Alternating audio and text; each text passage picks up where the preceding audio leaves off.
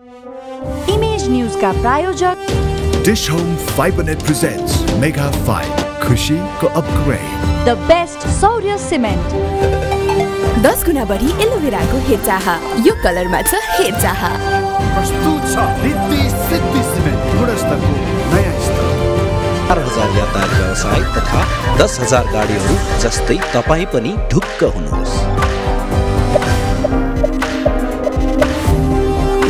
Godrej air power pocket यसको power jail टेक्नोलोजीले राख्छ बाथरुम बास्नदार पुरै 30 दिनसम्म रुमले बोल्न सक्ने भए गोदरेज एयर नै माग्थे। जगदम्बा सुपर साइन तथा ग्याल्वा प्लस जस्ता पात्र जीवनभरको भरोसा र नयाँ जमानाको ग्लो एन्ड लभली।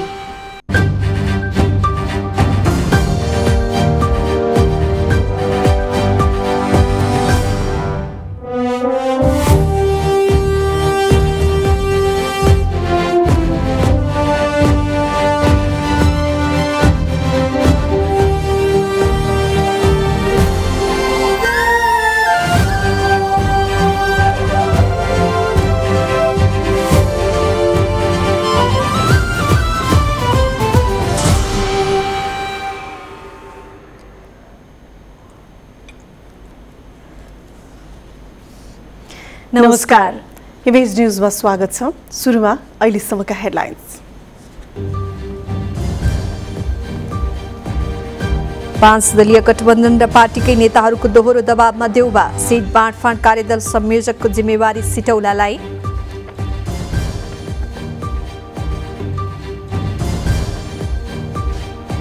भाडाका यातायातमा यात्रु ठगिने गरेको प्रति संसदीय समितिको चासो तत्काल नियमित अनुगमन थाल्न सरकारको ध्यानाकर्षण निर्माणाधीन आयोजना समयमै सम्पन्न गर्न ताकेता। सरकारले आफ्ना माग पूरा नगरेको भन्दै देशभरका नायब सुब्बा आन्दोलित बजेट भाषण अनुसार नै कर्मचारीको तलब बढ्ने अर्थमन्त्री शर्माको आश्वासन।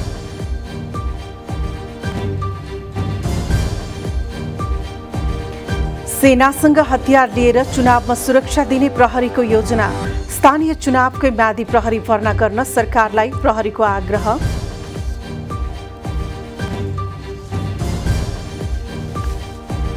ताइवान वरपरको समुद्री र हवाई क्षेत्रमा नयाँ सैन्य अभ्यास गर्ने चीनको चेतावनी चिनिया घोषणाले असर नगर्ने ताइवानको जवाफ।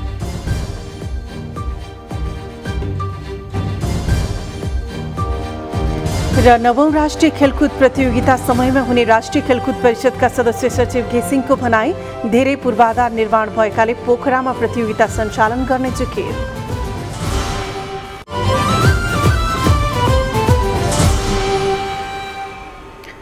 इमेज न्यूज अब विस्तारमा। कांग्रेसका पदाधिकारी र पूर्व पदाधिकारीहरूले 100 सीट राखेर गठबन्धन गर्न सुझाव दिएका छन्।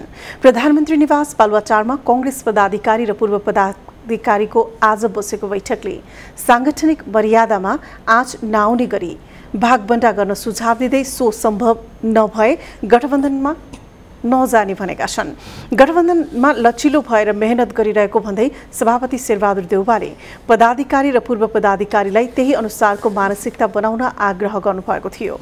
कांग्रेस प्रवक्ता डाक्टर प्रकाश शरण महतले पनि पार्टीका तर्फबाट गठबन्धनमा रहेका सदस्यहरूलाई सुझाव दिन सभापति देउवाले पदाधिकारी र पूर्व पदाधिकारीको बैठक राखेको जानकारी दिनुभयो।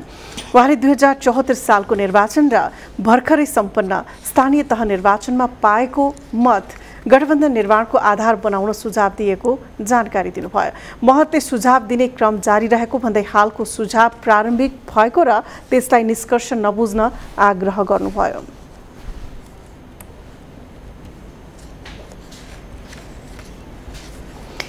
सत्तारूढ 5 दलीय गठबन्धनमा आबद्ध दलहरूले चुनावी तालमेलमा सीट बाँडफाँडको खाका बनाउन गठन गरेको कार्यदलको संयोजकमा नेपाली कांग्रेसका नेता कृष्ण प्रसाद सिटौला चयन हुनुभएको छ।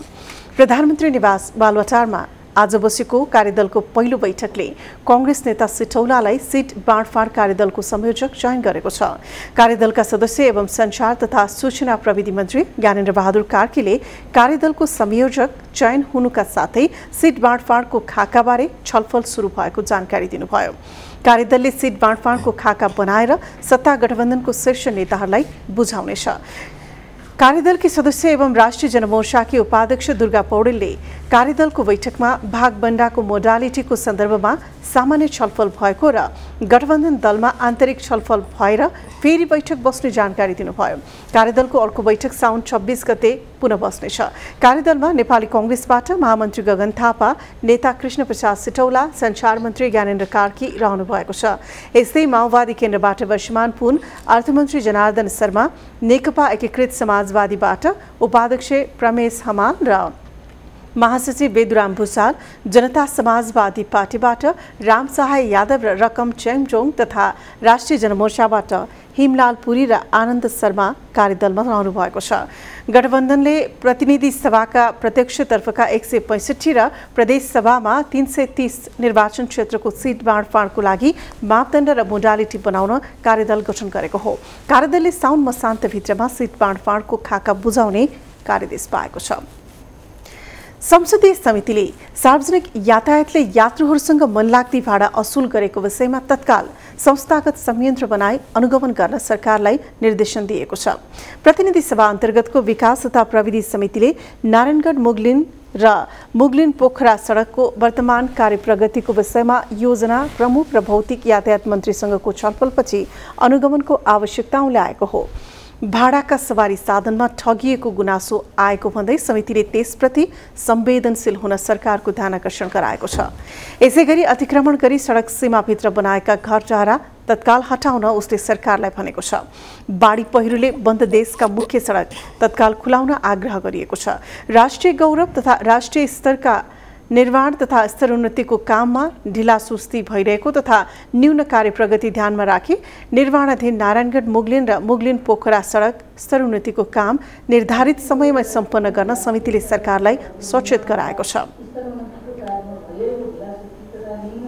प्रगतिलाई ध्यानमा राखी निर्माणाधीन नारायणगढ मुगलिन पोखरा सडक स्तर उन्नतिको कार्य निर्धारित समय र गुणस्तरीय रूपमा सम्पन्न गर्ने कार्यलाई तीव्र रूपमा अगाडि बढाउन समेत नेपाल सरकार भौतिक पूर्वाधार तथा यातायात मन्त्रालयले निर्देश गर्दछ। वातावरण मैत्री, प्रविधि मैत्री र गुणस्तरीय विकास निर्माण सहित दीर्घकालीन समाधान सहितको विकासको उपयुक्त मोडल अवलम्बन गर्ने कार्य तत्काल अध्ययन गरी कार्यान्वयनमा ल्याउन समिति नेपाल सरकार प्रधानमन्त्री तथा मन्त्री परिषदको कार्यालय र भौतिक पूर्वाधार तथा यातायात मन्त्रालयलाई निर्देश गर्दछ। समितिले वातावरण, प्रविधि मैत्री र गुणस्तरीय विकास निर्माण सहित दीर्घकालीन समाधान सहितको विकास निर्माणको विषयमा तत्काल अध्ययन गरी कानून ल्याउन अराएको छ। प्रधानमन्त्री शेरबहादुर देउवाले सरकारले आदिवासी जनजातिको हितका लागि महत्त्वपूर्ण काम गर्दै आएको बताउनु भएको छ। 28औं विश्व आदिवासी दिवसको अवसरमा प्रधानमन्त्री देउवाले संविधानमा उल्लेख भए अनुसार जनजातिको हक, अधिकार र सुविधा दिलाउने कार्यमा सरकार क्रियाशील रहेको बताउनुभयो। उहाँले आदिवासी जनजातिको पहिचान, उनीहरूको भाषा, कला र संस्कृतिको संरक्षण गर्न आदिवासी जनजाति उत्थान राष्ट्रिय प्रतिष्ठान स्थापना गरेको दावी गर्नुभयो। प्रधानमन्त्री देउवाले आदिवासी जनजातिहरूको उत्थान नभई मुलुकमा समृद्ध नआउने भन्दै सपना यथार्थमा परिणत नहुने विषयलाई आत्मसात गर्दै अघि बढ्नुपर्नेमा जोड दिनुभयो।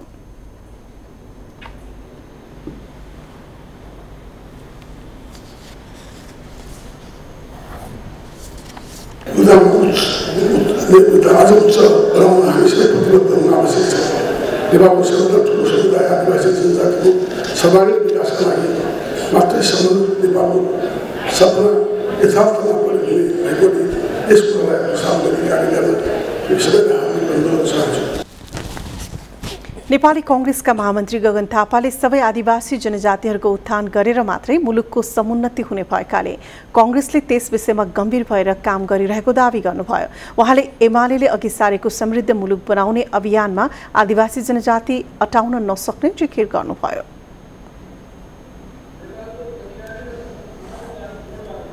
जनजाति आन्दोलनलाई बचाएर नेपाली कांग्रेस पार्टी जसको स्थापना कालदेखि यो एकाकार भएर गयो, योभन्दा अगाडि समुन्नत नेपाल निर्माण गर्ने यात्रामा समृद्धिभन्दा यो आधारभूत रूपमा फरक छ। समुन्नत नेपालभित्र मात्रै नेपालको आदिवासी जनजाति आन्दोलनले अहिलेसम्म प्राप्त गरेको उपलब्धिहरूको रक्षा हुन्छ र नयाँ उपलब्धिहरू थपिन सक्छ, तर समृद्ध नेपालको आकांक्षाभित्र त्यसका लागि कुनै ठाउँ छैन।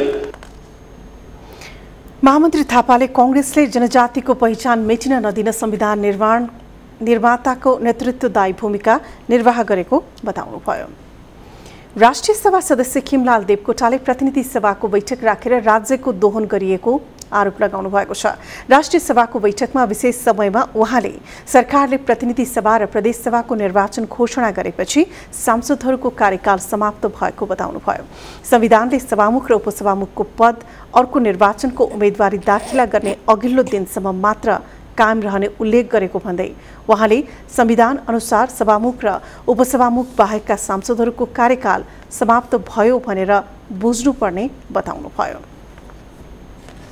संविधानले सभामुख र उपसभामुखको पद अर्को निर्वाचनको उम्मेदवारी दाखिला गर्ने अघिल्लो दिनसम्म मात्र कायम रहने भनेपछि सभामुख र उपसभामुख बाहेकका सांसदहरूको कार्यकाल समाप्त भयो भनेर बुझ्न पनि जरुरी छ। कार्यकाल समाप्त भएका सांसदहरूको नाममा बैठक राख्न पाइँदैन, पसल खोल्न मिल्दैन, राज्यको दोहन गर्ने काम बन्द होस्। देवकोटाले निर्वाचनको मिति घोषणा गरेपछि सरकार प्रतिनिधि सभा र प्रदेश सभा काम चलाउ भएकाले दीर्घकालीन महत्व राख्ने र प्रभाव पार्ने कुनै निर्णय नगर्न र नीति तथा कानून नबनाउन सरकारवाला निकायको ध्यानाकर्षण गराउनुभयो।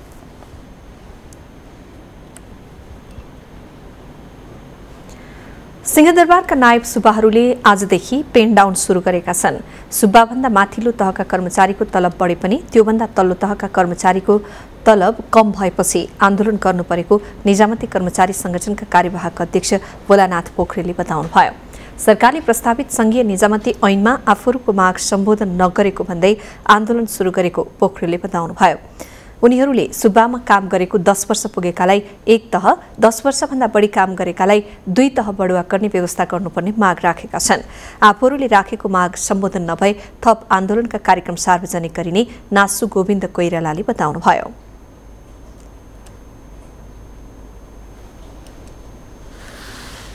काठमाडौँ, भक्तपुर, ललितपुरमा कार्यरत चाहिँ नासु साथीहरू यहाँ आउनुभएको छ। हामीले छोटो समयमा खबर गरेका थियौँ। हाम्रो खबरलाई चाहिँ उहाँहरूले छोटो समयमा प्राप्त गरेर यो आन्दोलन सहभागी हुने आउनुभएको छ।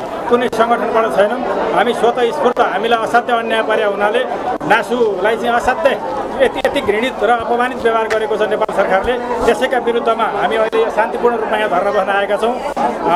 यो हाम्रो विषयको, हाम्रो मागको सम्बोधन भएन भने हामी देशभरिका नासीहरू एकजुट भएर चाहिँ हामी योभन्दा कडा रूपमा आन्दोलन गर्न पनि तयार हुन्छौँ। हाम्रो माग जसरी पनि नेपाल सरकारले सम्बोधन गरोस् भन्ने हाम्रो माग हो। सामान्य प्रशासन मन्त्रालयका कर्मचारीले आफूहरूलाई सुप्रिम भन्दा यस्तो समस्या भएका कर्मचारीको आरोप छ। आफूहरूलाई सुप्रिम ठान्दा यस्तो समस्या भएको कर्मचारीको आरोप छ। उनीहरूले नायब सुब्बाको बढुवामा 30% ज्येष्ठता, 10% आन्तरिक र 10% अन्तरसेवाको मूल्याङ्कन अङ्कभार राख्नुपर्ने माग गरेका छन्। राज्य सञ्चालनमा आफूहरूको महत्त्वपूर्ण योगदान रहेको नायब सुब्बाहरूको भनाइ छ। अर्थमन्त्री जनार्दन शर्माले बजेटमा गरिएको घोषणा अनुसार नै कर्मचारीको तलब लागू हुने आश्वासन दिनुभएको छ। बजेट घोषणा विपरीत कर्मचारीहरूको तलब असमान ढङ्गले वृद्धि गरिएको भन्दै आन्दोलित कर्मचारीका नेताहरूले आज अर्थमन्त्री शर्मालाई भेटेर सच्याउन दबाब दिएका थिए। उनीहरूसँगको भेटमा मन्त्री शर्माले तत्कालका लागि बजेट भाषण अनुसार नै तलब वृद्धि गर्ने बताएको नेपाल निजामती कर्मचारी युनियनका अध्यक्ष गोपाल पोखरेलले जानकारी दिनुभयो। 5 कर्मचारी संगठनका अध्यक्षहरूसँगको भेटमा अर्थमन्त्री शर्माले तत्काल बजेट घोषणा अनुसार नै 15% तलब वृद्धि लागू गर्ने र नमिलेका विषय पे कमिसनमा गठन गरेर मिलाउने प्रतिबद्धता समेत व्यक्त गर्नुभयो। पोखरेलसहित निजामती कर्मचारी संगठनका अध्यक्ष लेखनाथ कोइराला, नेपाल राष्ट्रिय कर्मचारी संगठनका अध्यक्ष हरिबहादुर रावल, मधेसी कर्मचारी संगठनका अध्यक्ष भुवनेश्वर चौधरी, एकीकृत सरकारी कर्मचारी संगठनका अध्यक्ष मोहन किमिरे अर्थमन्त्री शर्मालाई भेट्न जानुभएको थियो। शर्माले गत जेठ 15 गते संसदमा प्रस्तुत गरेको आर्थिक वर्ष 2079-80 को बजेटमा सबै राष्ट्रसेवा कर्मचारीको तलब 15% वृद्धि गर्ने उल्लेख थियो। निर्वाचन आयोगले मङ्सिर 4 गते हुने प्रतिनिधि सभा र प्रदेशसभा निर्वाचन प्रयोजनका लागि दल दर्ता सुरु गरेसँगै सुरक्षा निकाय आन्तरिक तयारीमा जुर्मुराउन थालेको छ। नेपाल प्रहरीका लागि हतियार किन्ने सरकारको निर्णय कार्यान्वयनमा नआएपछि प्रहरी सेनासँग ऐचो पैसो लिएर चुनाव सम्पन्न गर्ने रणनीतिमा छ। स्थानीय निकायमा भर्ना भएका म्यादीलाई नै भर्ना गर्न प्रहरीले सरकारलाई सुझाव दिएको छ। यो रिपोर्ट।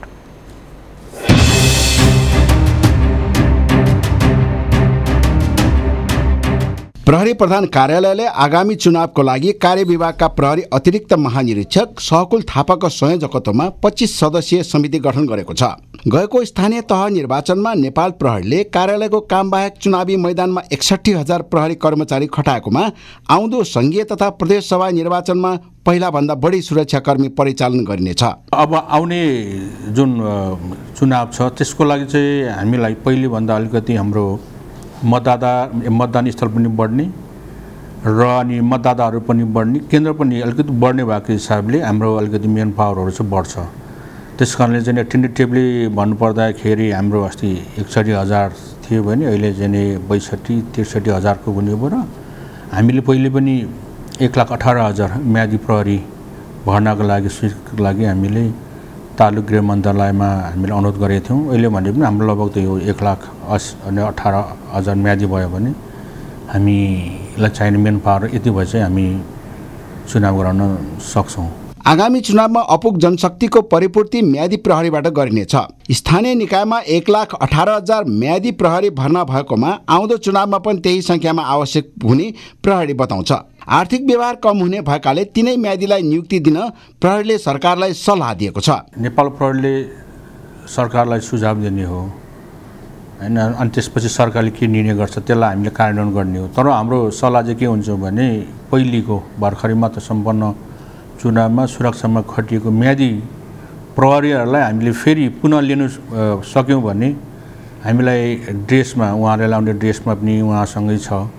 त्यसपछि ट्रेनिङमा हैन मसलन अन्य कुराहरूमा चाहिँ नेपाल सरकारलाई चाहिँ नि व्यवहार चाहिँ कम हुन्छ। त्यसकारणले हाम्रो सजेसन चाहिँ हाम्रो सल्लाह चाहिँ पहिलेकै म्यादी प्रहरीहरूलाई ल्याउन सके चाहिँ राम्रो हुन्छ भन्ने हो। चालू आर्थिक वर्षमा नेपाल प्रहरीको लागि हतियार खरिद गर्ने घोषणा गरे पनि विवादका कारण स्थगित भएको थियो। अपुग हतियार सेनासँग माग्नुपर्ने बाध्यतामा प्रहरी रहेको छ।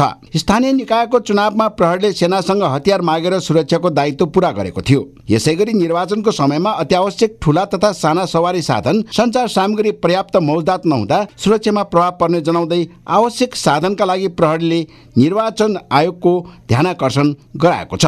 इमेज न्यूजका लागि क्यामेरा पर्सन भूपेन्द्र खड्काका साथ दीपक श्रेष्ठ, काठमाडौँ। नेकपा एकीकृत समाजवादीकी सचिव रामकुमारी झाँक्रीले आफू शहरी विकास मन्त्री हुँदा पुँजीगत खर्चमा उल्लेख्य प्रगति भएको दावी गर्नुभएको छ।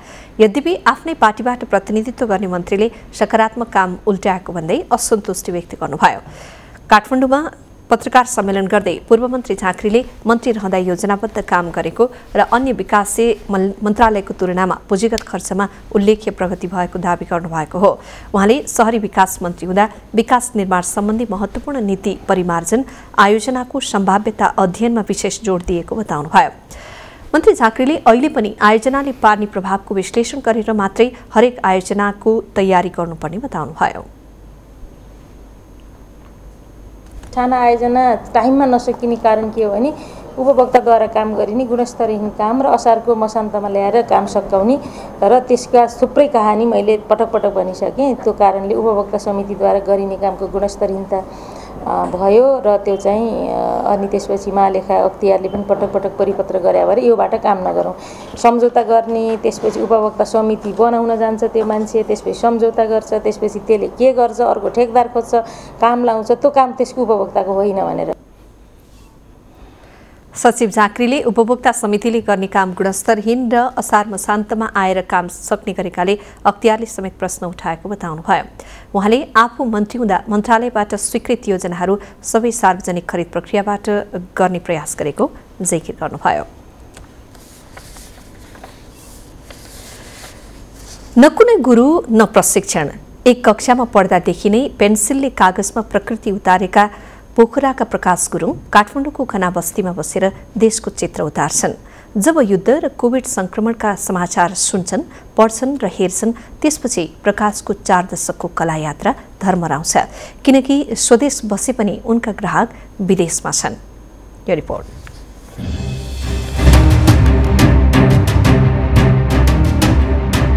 52 वर्षीय प्रकाश बिहान रङमै उदाउँछन्, रङमै अस्ताउँछन्। यसखाले यात्रा गरेको 4 दशक बितिसक्यो। आफूभित्र रङको मोह कसरी चढ्यो त्यसको सठिक उत्तर छैन। उनी कोलाजमा नेपालको भूस्वर्ग उतारेर विदेशी भूमिमा प्रचार गर्छन्। प्रकृतिको सुन्दर उपवन पोखराको जन्म, तर उनको अन्तर्स्करणले फेवातालमा तैरिएको माछा पुच्छ्रेको छाया देखेन। बरु राजा महेन्द्रको सुन्दर तस्बिरबाट श्री गणेश भयो। प्रकाश आफ्ना कलामा बौद्धिकताको प्रकाश छोड्दैनन्, बरु कल्पनाको आवेगलाई ब्रश र रङको सहायताले एउटा आकृति दिन्छन्। कहिले घरको छतबाट देखिएको दृश्य जतन गरी ल्याउँछन् र रङलाई जिम्मा लगाइदिन्छन्। त्यही एउटा सुन्दर कलाकृति भएर आफै बोल्छ र विदेशी पाहुना त्यसैलाई नेपालको चिनो लिएर घर फर्कन्छन्। यसरी बनाएको एउटा कलाकृतिको 5 लाखसम्म लिएको रेकर्ड छ। प्रकृतिले कोरेको सुन्दर कृति नै प्रकाशको कलाकृतिको जमिन हो। समग्रमा उनको जीविका नै यही हो। एउटा गर्यो ठ्याक्क कलर कम्बिनेसन नमिल्दा त्यहाँको उसहरू नमिल्दा अर्कै हुन्छ, दिमागमा एउटा हुन्छ तर पेन्टिङ अर्कै बनिरहेको हुन्छ के। अब जस्तो अब हिमालकै हिसाब गऱ्यो भने पनि जे गरे पनि अनि ठ्याक्क आफूले भने जस्तो भयो भने चाहिँ खुसी लाग्छ। अब कतिवटा पेन्टिङ चाहिँ फेरि आफूले सोचेको भन्दा फेरि राम्रो भइदिन्छ अनि त्यसमा आनन्द लाग्छ। चित्र कोर्नु र कविताको हरफ लेख्नु एउटै हो। रङले र ब्रशले पनि नयाँ नयाँ आयाम अनि सन्देश खोजिरहेको हुन्छ। रङले भाव र भावले रङ खोजिरहँदा सर्जकले प्राण भर्ने काम गर्छ। रात दिन आफूले मेहनत गरेर बनाएको चित्रमा ग्राहकले अपव्याख्या गर्दा भने उनको मनमा ठेस पुग्ने रहेछ। यो एभरेस्ट गोकियो भन्ने ठाउँको हो, यो गोकियो लेक भन्छ त्यसलाई। अनि त्यो सानो सानो घरहरू चाहिँ त्यो गेस्ट हाउसहरू हो। अनि त्यसको माथिको चाहिँ ग्लेसियल जो हो, अनि त्यसपछि त्यो अनि यो माथिको डाँडालाई चाहिँ काला पत्थर भन्छ। अनि त्यो बीचको ठुलो चाहिँ एभरेस्ट, अनि लोच्छे नुप्छे यतापट्टिको, अनि मकालु त्यस्तै रेन्जहरू त्यो हुँदै गएको छ क्या यसबाट। अनि यो चाहिँ एक्ज्याक्ट लोकेसन र अनि त्यसपछि एक्ज्याक्ट सेप हुनु पऱ्यो क्या। अब सेप मिलेन भने नि अब उनीहरू आएर के हुन्छ, हामीले त यस्तो सेपै देखेन, गोकियोबाट कहाँ यस्तो एभरेस्ट देखिन्छ भनेर उनीहरूको कम्प्लेन हुन्छ क्या।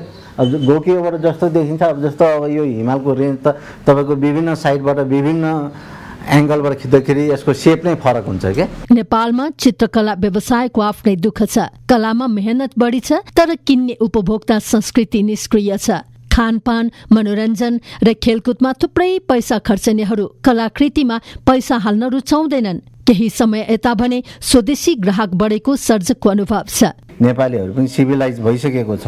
उनीहरू अब विदेश जान्छ, विदेशमा हरेक मानिसको घरमा एउटा न एउटा पेन्टिङ त भइरहेको हुन्छ। अनि त्यो देखेको कारणले गर्दा नि वो पेन्टिङ राख्नु चाहिँ राम्रो कुरा रहेछ भनेर उनीहरूले अहिले चाहिँ नेपालीहरू पनि यसमा इन्ट्रेस्टेड छ।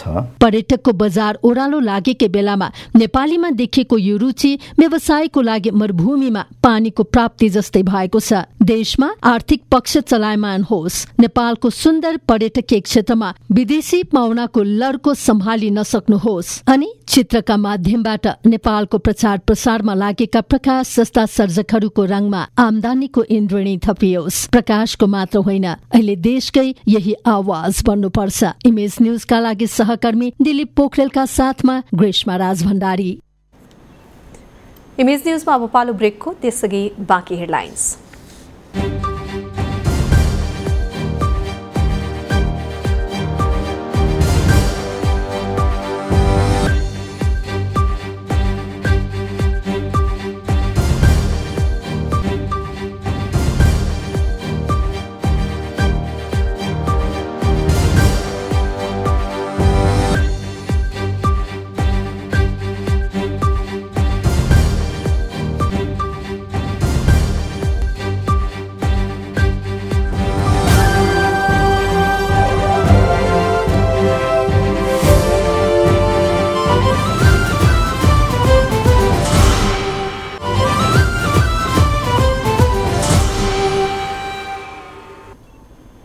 इमेज न्यूजमा पुनः स्वागत छ। पछिल्लो 24 घण्टामा नेपालमा एकैपटक 934 जना कोरोना संक्रमित थपिएका छन्। स्वास्थ्य मन्त्रालयका अनुसार पीसीआर र एन्टिजेन गरी 5351 जनामा गरिएको परीक्षणमा 17% बढीमा संक्रमण पुष्टि भएको हो। यो अवधिमा 470 जना संक्रमण मुक्त हुँदा 1 जनाको मृत्यु भएको छ। यो सँगै नेपालमा कुल संक्रमितको संख्या 5686 पुगेको मन्त्रालयले जनाएको छ। विशाल सिमेन्टका पूर्व सञ्चालक अमित श्रेष्ठ विरुद्ध 48 करोड रुपियाँभन्दा बढी बिगो माग दाबी सहित मुद्दा दायर भएको छ। भर्चुअल मुद्रा क्रिप्टोकरेन्सीमा लगानी तथा कारोबार गरेको पाइएपछि पक्राउ परेका विशाल जिल्ला सरकारी वकिलको कार्यालय काठमाडौँले श्रेष्ठ विरुद्ध 48 करोड 4,72,548 रुपियाँ बिगो माग दाबी गर्दै काठमाडौँ जिल्ला अदालतमा मुद्दा दायर गरेको हो। श्रेष्ठलाई 7 वर्ष कैद सजायको समेत माग गरिएको छ। काठमाडौँ स्थित अमृत माध्यमिक बोर्डिङ स्कुलले एक दिने स्वास्थ्य शिविर आयोजना गरेको छ। शिविरमा विभिन्न विशेषज्ञले स्वास्थ्य सेवा दिएका छन्। सो शिविरमा विद्यार्थी, शिक्षक, शिक्षिका र अभिभावकले स्वास्थ्य चेक जाँच गराएका थिए। काठमाडौँ मेडिकल कलेजको सहयोगमा सो स्वास्थ्य शिविर सञ्चालन गरिएको आयोजकले बताएका छन्। अब बिजनेस न्यूज। बिजनेस न्यूज का प्रायोजक मेरो देश मेरो जगदम्बा सिमेन्ट। सर्वोत्तम सिमेन्ट, सर्वोत्तम मजबूती। भौतिक पूर्वाधार तथा यातायात मन्त्री मोहम्मद इस्तियाक राईले नेताको नाम लिएर विकास निर्माणमा बेथिति निम्त्याउने ठेकेदारलाई तह लगाउने अठोट व्यक्त गर्नुभएको छ। आज प्रतिनिधि सभा अन्तर्गतको विकास तथा प्रविधि समिति बैठकमा मन्त्री राईले नेताको नाम लिएर दादागिरी देखाएर विकास निर्माणका काममा बेथिति ल्याउने ठेकेदारको ज्यादती नसहने बताउनुभयो। उहाँले अहिले वैकल्पिक राजमार्गको विषयमा पनि बेथिति भइरहेको बताउँदै मन्त्री परिषदले वैकल्पिक सहायक राजमार्गका बारेमा निर्णय गरिसकेकाले अब सहायक राजमार्गको मापदण्ड बनाएर कार्यान्वयन गर्ने प्रतिबद्धता जनाउनुभयो। कोही कसको भन्ने यो देशमा चाहिँ विभिन्न नेताहरूको खोल ओढेर चाहिँ ठेकेदारहरूको बेथिति छ। हामी त्यसले खोजी गर्दैछौँ, बिस्तारै चाहिँ हामी ठिक पार्छौँ, तर योलाई ठिक पार्छौँ त्यति जोगको हुनुपर्छ। चाहिँ वैकल्पिक सहायक राजमार्ग क्याबिनेटले निर्णय गरिसकेका छ, त्यसमा बेथिति छ। गल्लीको बाटो पनि वैकल्पिक सहायक राजमार्गमा छ, तर सहायक राजमार्ग पनि छन् त्यसमा। अब तत्कालका लागि जे भए पनि हामी कार्यान्वयन गर्छौँ। मन्त्री राईले सार्वजनिक यातायातमा वैज्ञानिक भाडा दर लागू गरिएकाले बेथिति हटेको दावी समेत गर्नुभयो। बैठकमा एमाले सांसद विद्या भट्टराईले सार्वजनिक सवारीको भाडा स्वचालित नभएर स्वच्छन्द भएको टिप्पणी गर्नुभएको छ। उहाँले विकास निर्माणमा तहगत समन्वयको अभाव रहेको बताउनुभयो। कांग्रेस सांसद सञ्जय गौतमले संघीयता आएसँगै स्थानीय सरकारले डोजर आतंक मच्चाएका कारण निर्माणमा ठूलो समस्या भोग्नु परेको बताउनुभयो। बैठकमा अधिकांश सांसदहरूले निर्माणका काममा 3 तहबीच समन्वय नभएको बताएका थिए।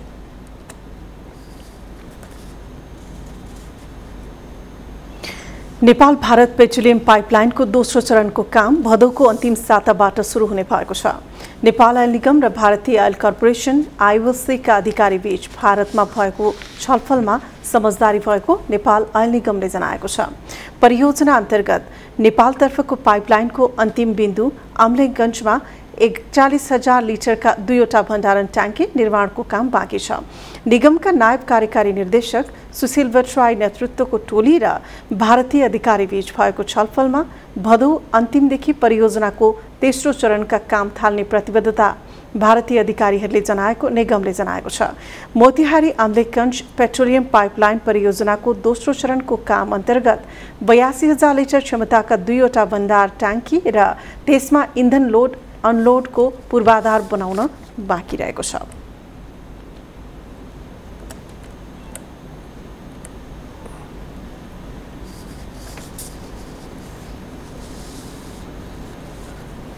नेपालको अग्रणी पाइप तथा फिटिङ्स उत्पादक र निर्यातकर्ता दाबी गरिएको मङ्गलम इन्डस्ट्रिजका डिलरहरूले हालै कारखानाको अवलोकन गरेका छन्। कम्पनीको रूपन्देहीको ढगदे स्थित कारखाना अवलोकन गरेका हुन्। कम्पनीले विभिन्न चरणमा गरेर काठमाडौँ, पोखरा र चितवनका डिलरलाई अवलोकन गराएको जनाएको छ। उद्योगमा भएका अत्याधुनिक उपकरण र उत्पादन प्रक्रिया बारेमा प्रत्यक्ष अनुभव दिने उद्देश्यले कार्यक्रम गरिएको कम्पनीले जनाएको छ। बिजनेस न्यूज का प्रायोजक मेरो देश मेरो जगदम्बा सिमेन्ट। सर्वोत्तम सिमेन्ट, सर्वोत्तम मजबूती। इमेज न्यूजमा फेरि पालो ब्रेकको, त्यसअघि बाँकी हेडलाइन्स। लाखौंको संख्यामा रहेका रोहिंग्या शरणार्थीहरूको व्यवस्थापनमा सघाउन चीनसँग बंगलादेशको हारगुहार, मर्ने तर म्यानमार नफर्कने शरणार्थीको अडान। र विश्वको सर्वाधिक उचाइमा रहेको गल्फ कोर्स लोमाथाङमा भदौ दोस्रो साता गल्फ प्रतियोगिता हुने, गल्फ कोर्सले अन्तर्राष्ट्रिय चिनारी पाउने विश्वास। अब स्पोर्ट्स न्यूज।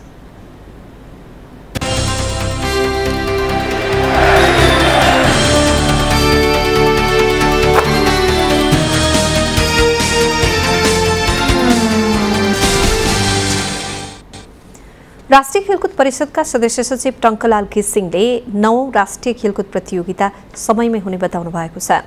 आज पोखरामा नेपाल खेलकुद पत्रकार मञ्च गण्डकीले गरेको पत्रकार सम्मेलनमा उहाँले 9औं राष्ट्रिय खेलकुद समयमै सम्पन्न गर्न परिषद लागेको बताउनुभयो। 13औं साख सम्पन्न गरिसकेको पोखरामा धेरै भौतिक पूर्वाधार रहेको भन्दै खेल स्थलका लागि आवश्यक मस्यौदा समेत प्राप्त भइसकेको र छिट्टै टुङ्गोमा पुगिने पनि जानकारी दिनुभएको छ। उहाँले असोज 28 गतेदेखि कार्तिक 3 गतेसम्म राष्ट्रिय पर्वको रूपमा रहेको प्रतियोगितामा 36 खेलका 407 इभेन्टमा खेल हुने जानकारी दिनुभएको छ। दोस्रो संस्करण सम्पन्न गरेको 39 वर्षपछि पोखरामा 9औं राष्ट्रिय खेलकुद प्रतियोगिता भित्रिएको हो। आफ्नो प्रदेशमा राष्ट्रिय खेलकुद सञ्चालन हुने भएपछि प्रदेशवासी समेत उत्साहित भएका छन्। तर दोस्रो संस्करणमा समेत स्विमिङ पुल अभावमा काठमाडौँमा सीमित भएको स्विमिङ यसपालि पनि पोखराले पाउने सम्भावना भने कम छ। विश्वको सबैभन्दा उचाइमा रहेको गल्फ कोर्स लोमाथाङमा भदौ दोस्रो साता tough of the world golf challenge प्रतियोगिता हुने भएको छ।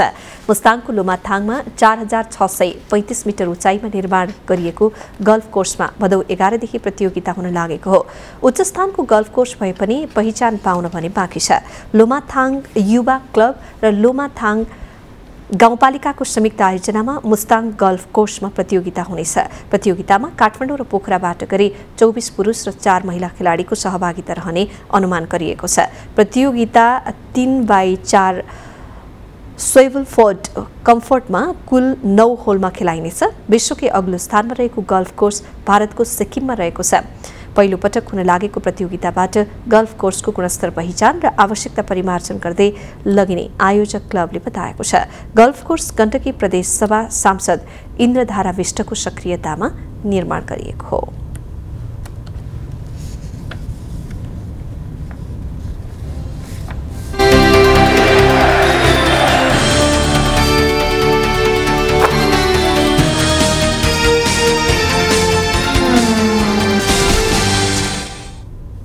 अब वेदर अपडेट।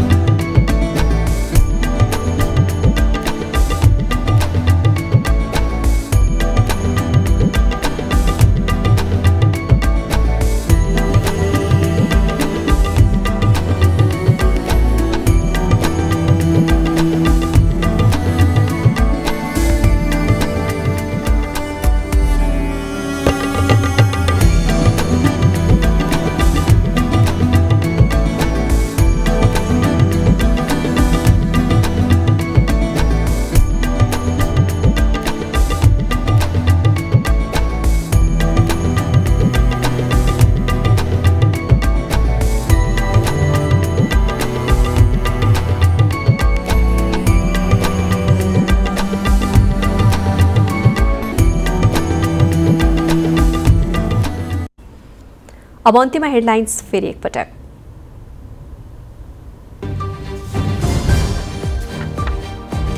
पाँच दलीय गठबन्धन र पार्टीकै नेताहरूको दोहोरो दबावमा देउबा, सीट बाँडफाँड कार्यदल संयोजकको जिम्मेवारी सिटौलालाई।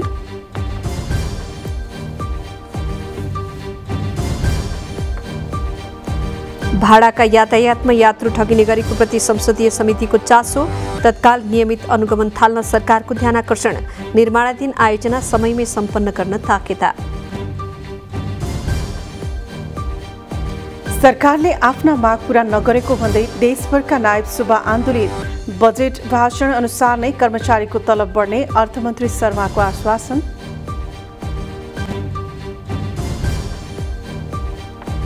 सेनासँग हतियार लिएर चुनावमा सुरक्षा दिने प्रहरीको योजना, स्थानीय चुनावकै म्यादी प्रहरी भर्ना गर्न सरकारलाई प्रहरीको आग्रह।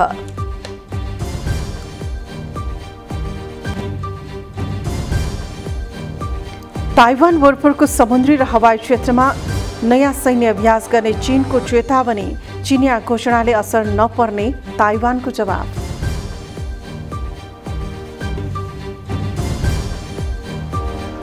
र 9औं राष्ट्रिय खेलकुद प्रतियोगिता समयमै हुने राष्ट्रिय खेलकुद परिषदका सदस्य सचिव केसिङको भनाई, धेरै पूर्वाधार निर्माण भएकाले पोखरामा प्रतियोगिता सञ्चालन गर्ने जेकेर। हवस् त इमेज न्युज अहिलेलाई सक्यो। इमेज न्युज तपाईँ हाम्रो वेबसाइट imagekhabar.com मा हेर्न सुन्न अनि पढ्न सक्नुहुनेछ। इमेज च्यानल हेर्दै रहनुहोला। नमस्कार।